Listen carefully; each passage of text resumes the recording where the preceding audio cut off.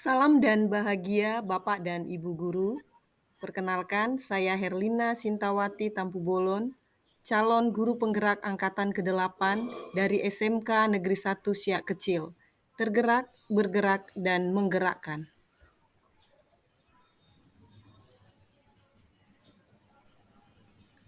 Pada video kali ini, saya akan memaparkan koneksi antar materi, kesimpulan dan refleksi filosofi pendidikan Ki Hajar Dewantara dari modul 1.1. Saya merasa senang sekali bisa belajar modul 1.1. Adapun metode belajar yang digunakan adalah yang pertama eksplorasi, di mana diri sendiri menggali lebih dalam tentang materi ini. Yang kedua, kolaborasi yang difasilitasi oleh Bapak Yunus STMT. Yang ketiga, demonstrasi kontekstual oleh tim CGP Angkatan 8 dan tim kami sendiri di bawah bimbingan pengajar praktik Bapak Bambang Irawan SPD. Dan elaborasi oleh instruktur Bapak Munajat SPD MPD.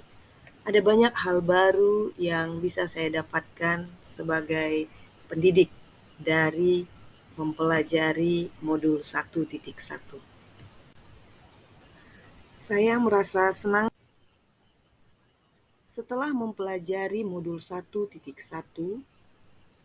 terkait filosofi pendidikan menurut Ki Hajar Dewantara, maka saya menarik kesimpulan yang pertama, pendidikan itu menuntun segala kekuatan kodrat yang ada pada anak, agar mereka dapat mencapai keselamatan dan kebahagiaan yang setinggi-tingginya, baik sebagai manusia maupun sebagai anggota masyarakat.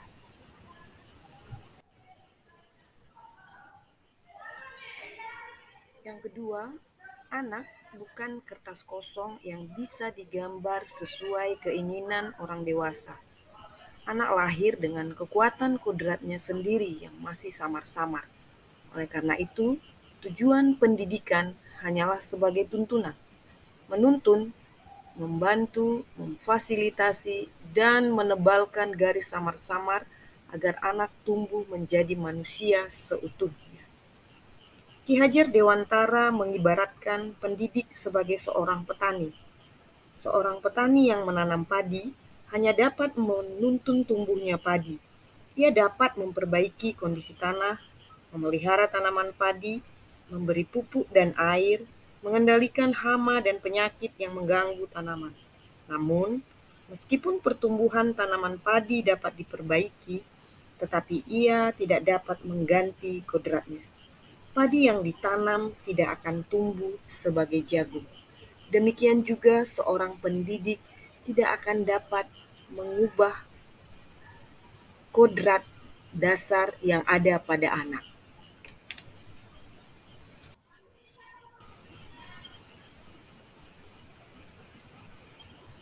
Tiga, pendidikan berarti daya upaya untuk memajukan bertumbuhnya budi pekerti atau kekuatan batin atau karakter, pikiran atau intelek, dan tubuh anak.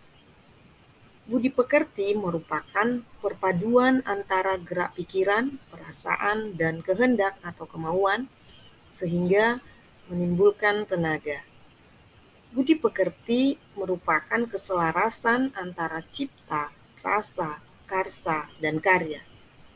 Keselarasan hidup anak dilatih melalui pemahaman, kesadaran diri tentang kekuatannya, kemudian dilatih mengelola diri agar mampu memiliki kesadaran sosial, sehingga anak mampu membuat keputusan yang bertanggung jawab dalam kemerdekaan dirinya dan kemerdekaan orang lain.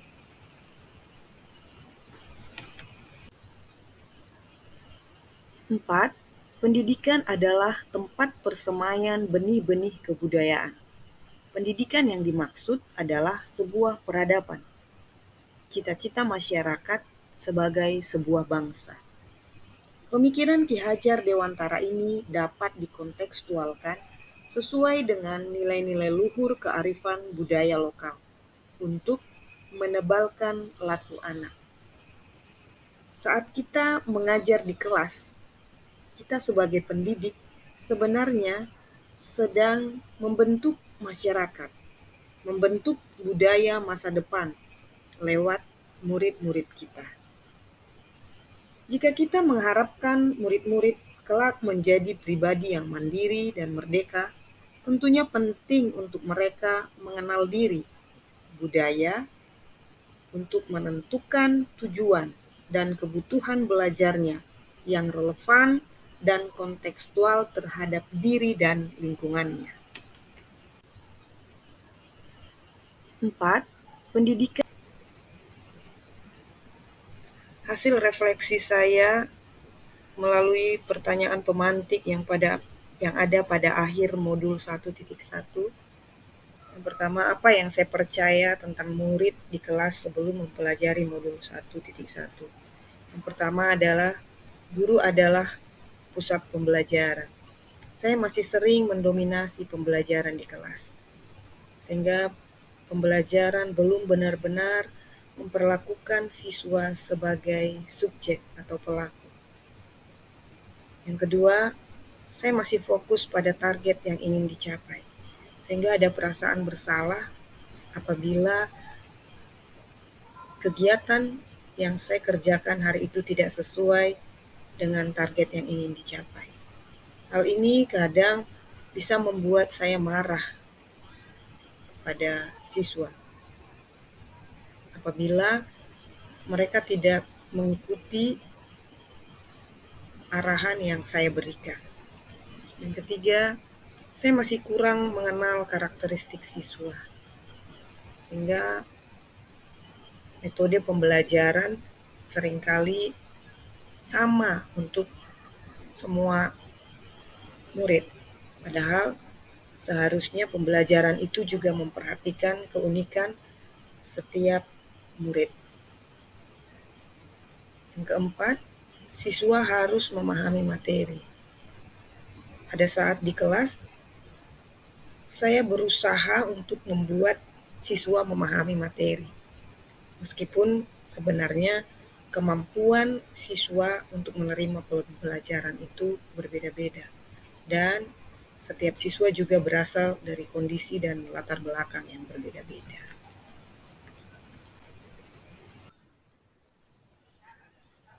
Apa yang berubah dari pemikiran atau perilaku saya setelah mempelajari modul ini? Yang pertama, pembelajaran harus berorientasi kepada murid.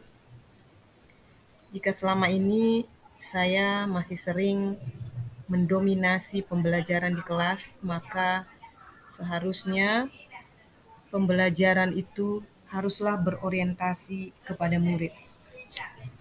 Menurut pemikiran Ki Hajar Dewantara, pendidikan itu harusnya bebas dari segala ikatan, dengan suci hati mendekati anak, bukan untuk meminta hak, melainkan untuk berhamba pada sang anak.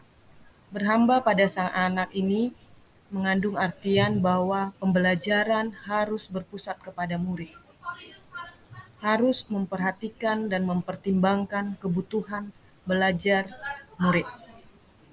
Yang kedua, pembelajaran harus menyenangkan. Sebagaimana menurut Ki Hajar Dewantara bahwa bermain juga merupakan kodrat anak, maka pembelajaran juga seharusnya menyenangkan bagi anak. Yang ketiga, pencapaian materi harus selaras dengan budi pekerti. Pengajaran dan pendidikan adalah dua hal yang berbeda.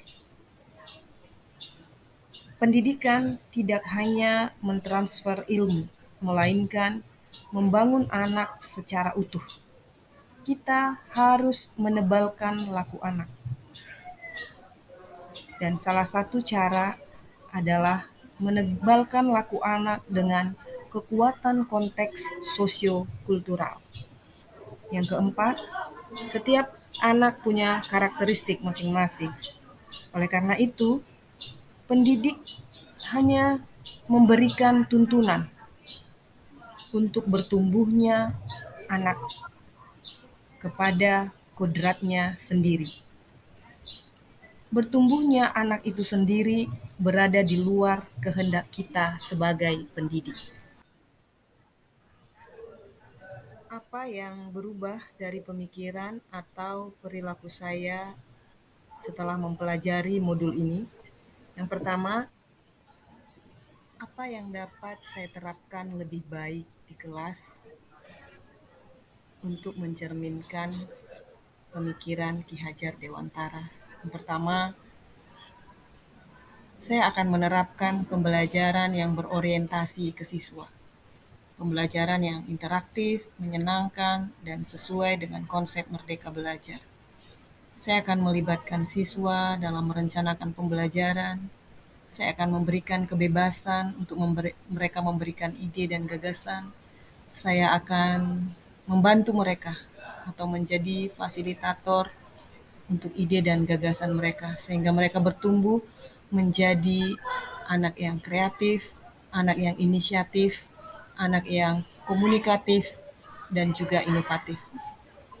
Yang kedua, saya akan menerapkan pembelajaran yang berbasis kearifan lokal. Saya akan turut menebalkan laku anak sesuai dengan konteks budaya lokal. Yang ketiga, pembelajaran yang mengutamakan budi pekerti. Saya akan melakukan pembiasaan-pembiasaan yang baik di kelas maupun saat praktek di luar kelas, sehingga mereka juga bertumbuh dalam budi pekerti, bertumbuh dalam kesadaran diri dan juga kesadaran sosial, mengalami kemerdekaan diri dalam mengambil keputusan yang bertanggung jawab, namun juga kemerdekaan yang mereka miliki dibatasi oleh kemerdekaan orang lain. Yang keempat, pembelajaran yang sesuai dengan kodrat alam dan zaman.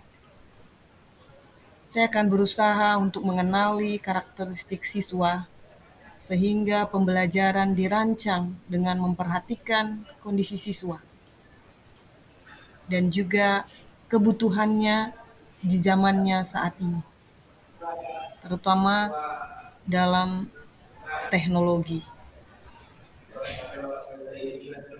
Apa yang dapat saya terapkan lebih baik? Demikian pemaparan saya tentang kesimpulan dan refleksi saya terkait filosofi pendidikan menurut Ki Hajar Dewantara. Terima kasih.